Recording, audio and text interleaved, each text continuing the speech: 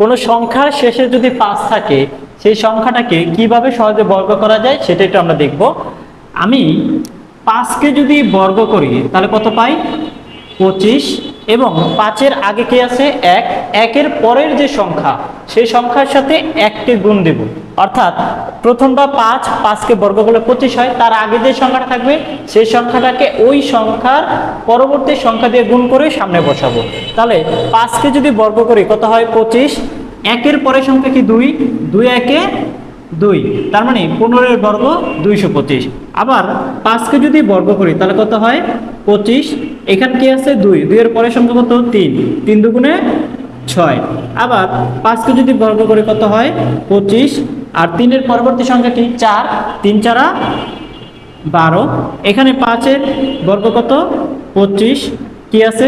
4। 4-এর পরবর্তী সংখ্যা 5। 4 5 20। এক্ষেত্রে 5-এর বর্গ 25। 5-এর পরবর্তী সংখ্যা 6। 5 6 30। 5-এর বর্গ 25। 6-এর পরবর্তী বর্গ সংখ্যা হচ্ছে 7। 6 7 42।